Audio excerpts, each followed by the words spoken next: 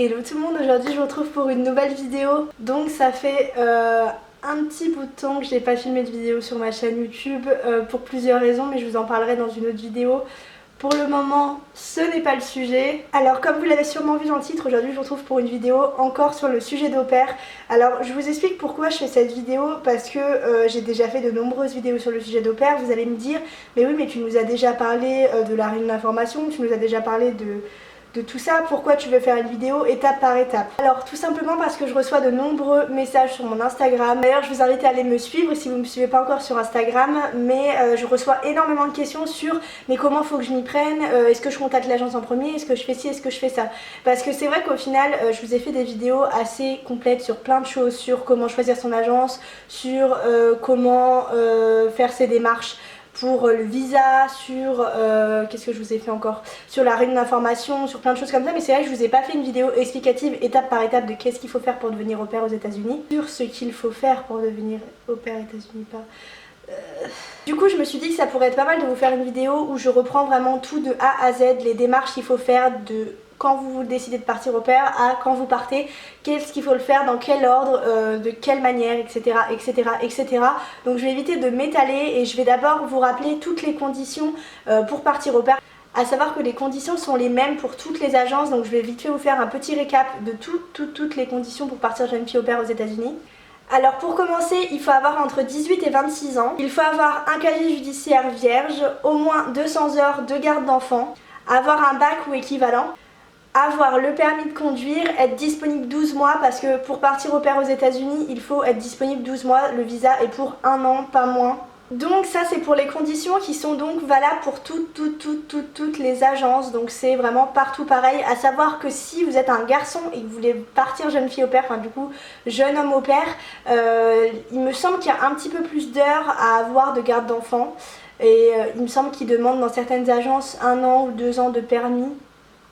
Mais je suis pas sûre. À confirmer, je suis désolée, je ne saurais pas vous renseigner là-dessus vu que ça ne m'a pas concernée. Alors, après avoir validé ces conditions, la première étape, vous allez me dire que c'est normal, mais c'est de choisir son agence. Il y a plein d'agences au pair, ça se développe de plus en plus. Il y a énormément de petites agences qui se développent à gauche à droite. Donc vous avez un très large choix d'agences. Il y a beaucoup de grosses agences comme Au Pair Care, Cultural Care, Au Pair in America. C'est les 3 plus grosses je pense, et après vous en avez des plus petites. Donc ça c'est à vous de faire votre choix. J'ai fait une vidéo concernant ce sujet, comment choisir son agence, etc. où je vous détaille les conditions de chaque agence, les prix de chaque agence, etc. etc. Donc je vous la mettrai en barre d'infos si vous voulez aller jeter un coup d'œil. Ensuite, une fois avoir choisi son agence, vous allez devoir passer un entretien et une réunion d'information. Je vous explique très rapidement en quoi ça va consister. Pour chaque agence, vous allez devoir passer un tout petit entretien d'anglais qui est très facile et très rapide. Quand je vous dis facile, c'est-à-dire que je ne parlais pas un mot d'anglais avant de partir aux États-Unis et je l'ai passé. C'est des questions très banales, comment tu t'appelles, pourquoi tu veux partir au pair, est-ce que tu peux nous donner des exemples d'activités que tu pourrais proposer aux enfants, enfin vraiment des questions banales et vous pouvez répondre genre 4-5 mots en anglais, ils vous demandent pas de faire des phrases complètes, de faire des machins comme ça.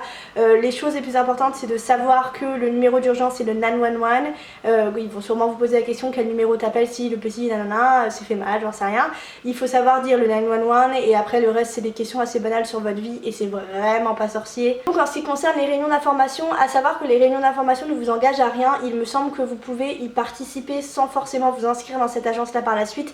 Je pense même que vous pouvez faire une réunion chez Au Pair Care, une réunion chez Cultural Care, une réunion chez j'en sais rien et choisir après par la suite quelle agence vous convient le mieux vous pensez. Mais moi j'avais déjà choisi mon agence avant puisqu'en fait il n'y avait pas d'entretien dans ma ville, il y en a dans plein de villes en France mais encore s'il n'y en avait pas. Bon maintenant il y en a forcément, ça serait pas marrant sinon.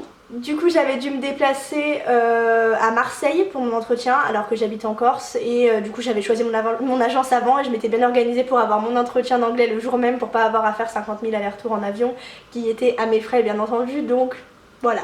Donc il y a des réunions toute l'année et dans toute la France, tout dépend des agences. Je pense que suivant les agences, il me semble que Fait Rêver qui est une petite agence, il me semble que je les avais interviewés pour un post Instagram. Ah d'ailleurs, je vous parle de ça vite fait, j'ai ouvert une page Instagram où chaque au pair nous parle de sa vie dans son état, etc. etc. Donc je vous le mets juste ici, vous allez voir, ça peut être intéressant pour vous. Et donc pour Fait Rêver, il me semble qu'il n'y a que Paris comme ville d'entretien, mais après pour les grosses agences, il y en a vraiment partout partout. Ces réunions-là ont lieu toute l'année, donc il y en a vraiment beaucoup. Donc à n'importe quel moment de l'année, si vous souhaitez assister à une réunion, vous pouvez le faire. Ça dépend des agences en général. Par exemple, moi je sais qu'avec Cultural Care, sur la page officielle de l'agence, le site internet, il y a la liste des réunions d'information et vous pouvez direct vous inscrire en ligne. Après, vous appelez directement l'agence, vous dites que vous venez de tel endroit, que vous aimeriez bien assister à une réunion d'information, et après par la suite prendre un rendez-vous, machin comme ça. Et après il m'avait fait passer du coup mon petit entretien d'anglais. Je pense pareil que ça doit dépendre des agences. Je pense qu'il y en a qui vous font passer cet entretien direct après la réunion, d'autres peut-être pas. Je sais pas vraiment comment ça fonctionne pour les autres agences, mais tout ce que je sais c'est que c'est obligatoire et que avant de commencer votre dossier vous devez avoir validé cet entretien. Une fois ce test validé, vous allez devoir commencer à remplir votre dossier en ligne et c'est là que les choses un petit peu plus longues et compliquées si vous ne parlez pas bien anglais arrivent. Déjà, si je peux juste vous donner un petit conseil avant de vous dire quoi que ce soit sur la préparation du dossier, etc., c'est d'être sincère et honnête. Je vais vous expliquer pourquoi il faut être sincère et être honnête dans votre dossier. Ça peut paraître vraiment bateau, mais dites-vous une chose, c'est que les futures familles d'accueil, donc les host family on appelle ça, qui vont regarder votre profil vont se baser par rapport aux informations que vous donnez dans votre profil. C'est-à-dire que si vous dites, je vais vous donner un exemple complètement débile, mais que vous savez nager et que y a une famille qui vous envoie un message et que je sais pas, le petit, ils habitent au bord d'un lac et qu'il faut tout le temps se baigner avec les gamins, si vous savez pas nager ils vont vite s'en rendre compte. Vous voyez, c'est des petits trucs bêtes, mais pareil pour d'autres petits trucs vraiment intéressants. Moi je trouve ça juste cool de pouvoir parler de ça. Essayez de mettre au maximum vos loisirs, ce que vous aimez faire dans la vie, qu'est-ce que vous aimeriez voir aux États-Unis, qu'est-ce que vous aimeriez apprendre, qu'est-ce que je sais que moi j'avais mis que je rêverais de découvrir le Noël américain parce que j'adore Noël, mais c'est bête, mais oh j'aimerais bien apprendre à faire du cheval, oh j'aimerais bien je sais pas moi apprendre à danser la Zumba. Enfin c'est des trucs bêtes, mais c'est des petites choses que s'il y a une famille qui par exemple, il y a beaucoup de familles, moi je sais que ça m'a fait rire, mais pour mon extension j'avais mis que je rêvais d'apprendre à faire du cheval et j'ai quasiment 4 ou 5 familles qui m'avaient envoyé des messages en me disant on habite dans un ranch et nos enfants font du cheval et on serait ravis de t'apprendre à faire du cheval. Enfin c'est des trucs bêtes, mais ça peut vous permettre déjà de vivre des expériences juste super cool, puisque si vous rêvez de choses et qu'ils peuvent vous aider à les réaliser, je suis sûre qu'ils le feront. Et en plus de ça, pour tout ce qui est loisirs, disons que moi par exemple j'adore le foot et je sais que quand j'ai mis dans mon dossier que j'aimais le foot, par exemple ma famille où j'ai été pendant ma première année, ils ont eu juste un coup de cœur sur mon dossier parce qu'il y avait 2 garçons et la famille était fan de foot français. Genre vraiment ils étaient fans, ils suivaient la Ligue 1, la Ligue 2, tous les matchs. Donc c'est des petits trucs, ça vous fait des points en commun avec la famille et c'est vrai que c'est encore plus agréable de tomber sur une famille qui a les mêmes centres d'intérêt que vous voyez ce que je veux dire? Donc voilà pourquoi c'est important de dire ce que vous aimez réellement et d'être honnête, enfin ne pas mentir, ne dites pas que vous aimez, j'en sais rien moi, le rugby, si vous aimez pas le rugby, parce que si vous tombez dans une famille qui adore le rugby et qui pense que vous aimez le rugby, ils vont se rendre compte que vous aimez pas ça du tout. Enfin voilà, c'est bête, mais faut vraiment pas s'embêter à mentir sur des choses, des petits détails comme ça, parce qu'au final ça peut que être bénéfique pour vous d'avoir des points communs avec la famille directement dans votre dossier.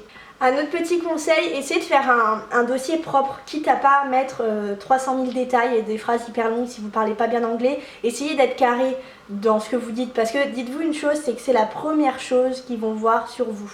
Les familles, quand ils vont être tombés sur votre profil, c'est la première chose qu'ils vont voir.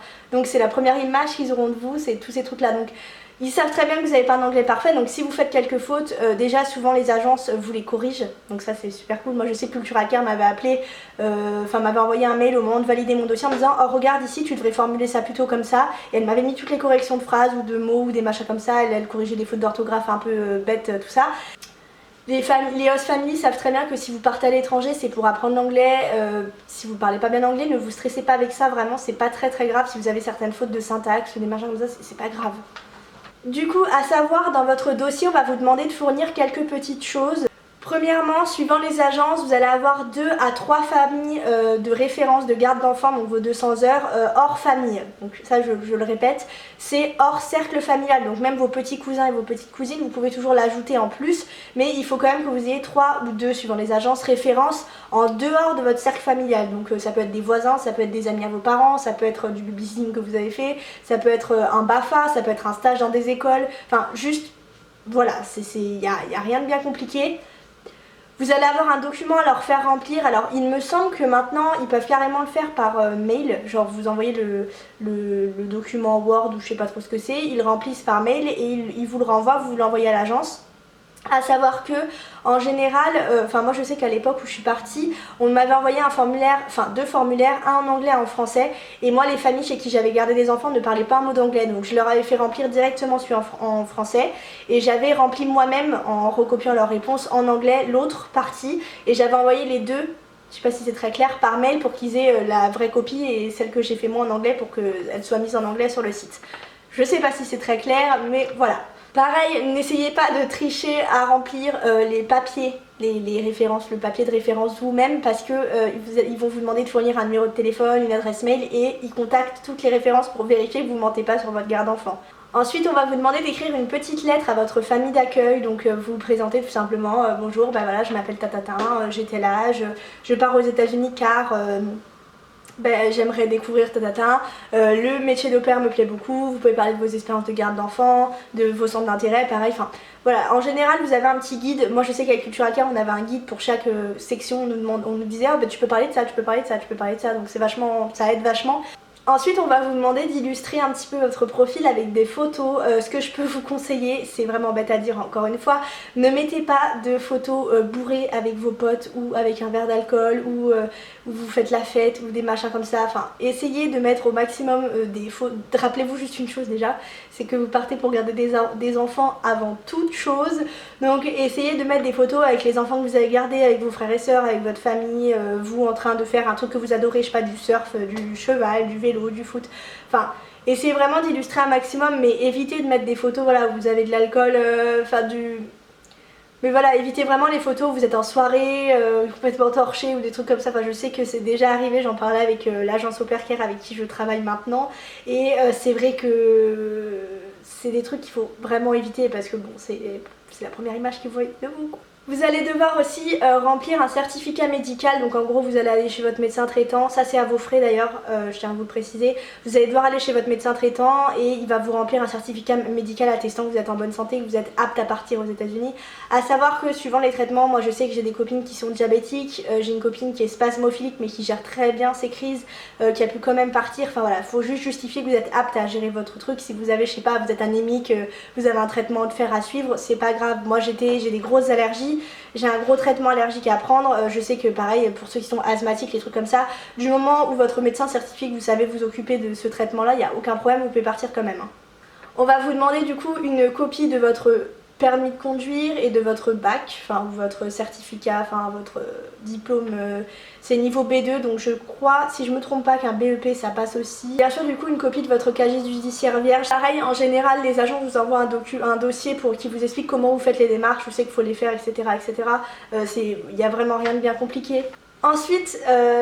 Ensuite, la prochaine étape, ça va être la recherche de famille une fois votre dossier complètement validé. Donc vous allez être mis en ligne et là, je vais vous expliquer étape par étape ce qui va se passer. Donc la première étape, c'est que déjà la famille va voir votre profil. Vous ne voyez pas les profils de famille, c'est eux qui vous voient et qui vous envoient des demandes. Donc ces demandes-là, on appelle ça des connexions. Suivant les agents, vous avez le droit à plusieurs connexions en même temps. Je vous explique. Si par exemple, la famille, je vais vous dire un truc, la famille Poggi. Si par exemple la famille Poggi est intéressée par votre profil, elle va vous envoyer une demande de connexion. À ce moment-là, vous allez voir tous leurs profils, donc leurs photos, des fois leurs vidéos, tout leur écrit parce que eux aussi ont un dossier comme ça à faire de leur côté comme vous avez à faire. Donc vous allez avoir tout autant d'éléments et d'informations que eux ont vis-à-vis de vous. Alors là, à partir de là, soit le profil vous plaît, vous intéresse ou vous voulez en savoir plus, vous pouvez l'accepter et dans ce cas-là vous aurez leur adresse mail, vous pourrez leur écrire un petit mail en leur disant ben voilà, on a eu une connexion sur l'application et j'aimerais savoir un petit peu des choses sur vous, est-ce que c'est possible de faire un Skype ou tout simplement est-ce que je peux vous poser des questions, machin, enfin voilà, essayez d'être un minimum avenant avec eux, écrivez-leur, etc., etc. Et à ce moment-là, ça sera à vous de voir, par exemple, vous pouvez toujours faire un Skype avec cette famille-là. Et si au final, après le Skype, vous vous rendez compte que ça collera pas et que ça vous intéresse pas, vous pouvez toujours enlever la connexion. Hein. À tout moment, vous pouvez l'enlever, cette connexion-là. Il faut savoir que vous pouvez avoir 3 connexions maximum, il me semble, sur Cultura Care, mais suivant les agences, vous pouvez avoir plus de connexions que d'autres, je sais plus, en même temps. C'est-à-dire que s'il y a, par exemple, je sais pas, 6 familles qui vous envoient des demandes, vous pouvez en accepter 3 et après suivant vous faites l'élimination, si celle-là vous plaît pas vous l'enlevez et vous en acceptez une autre et vice versa, vous voyez ce que je veux dire, enfin, c'est un roulement quoi. Et donc si une famille vous plaît, que vous êtes connecté avec, que vous avez fait des Skype, que vous avez discuté, que vous avez envie c'est cette famille là que vous avez choisi, elle vous a choisi aussi, vous vous mettez d'accord, vous allez passer à l'étape du match et là à ce moment là en fait il y a tout simplement sur votre le profil de la famille, je sais que sur Cultura Care c'est comme ça, vous avez un cœur avec écrit match. Et si vous cliquez sur match et que eux cliquent sur match, vous allez avoir un mail de Cultura Care qui validera le fait que vous partez dans cette famille là. Et là ça va être l'étape des papiers pour la famille et du visa. Alors le visa c'est le seul moyen que vous avez d'être légal aux États-Unis, donc c'est un visa J1 à l'heure actuelle où je vous parle, peut-être que ça changera d'ici là, qui vous est demandé. Donc vous allez avoir des papiers reçus par votre agence qui vous permettront d'aller faire un entretien à Paris à l'ambassade américaine. C'est pareil, c'est un petit entretien très rapide où ils vous demandent votre nom, votre prénom, pourquoi vous partez au pair, combien d'enfants vous allez garder, enfin moi j'ai vu ce genre de questions là, après ça dépend. Vous allez avoir donc tout un papier, un formulaire à remplir avant sur le site de l'ambassade. Pareil, vous allez avoir une enveloppe avec tous les détails de ce truc là, vous inquiétez pas, c'est très simple. Et une fois votre visa validé, vous l'envoyez à l'agence et là eux de leur côté vont faire toutes les démarches pour les billets d'avion etc. Vous les envoyez et ça va être tout un truc là, pareil. Tout au long de votre processus, du moment où vous vous inscrivez à quand vous repartez des États-Unis après votre année, vous avez un suivi complet de l'agence. Vous avez une LCC qui est présente sur place, donc une dame dans chaque ville qui sera là et qui fera un meeting avec vous tous les mois, peu importe l'agence, il y en a une. Donc vous n'êtes pas complètement livré à vous-même et vous avez un suivi au niveau de l'agence si vous avez un problème concernant la famille, si ça va pas, ou d'autres trucs comme ça, que vous voulez rematch ou des choses comme ça, vous pouvez toujours le faire et l'agence sera là pour vous, ne vous en faites pas pour ça. Voilà tout le monde, cette vidéo est terminée, j'espère qu'elle vous aura plu et que vous y voyez un petit peu plus clair dans toutes mes explications que je vous ai balancées à gauche à droite. N'hésitez pas à m'envoyer un message sur Instagram si vous avez des questions, je vous le remets juste ici. Et voilà, il n'y a pas de problème, je réponds à tout le monde en général. En tout cas moi je vous fais de gros bisous, je vous souhaite un gros courage pendant ce confinement, j'espère que vous vous portez bien, faites attention à vous et on se retrouve dans une prochaine vidéo bientôt. Salut!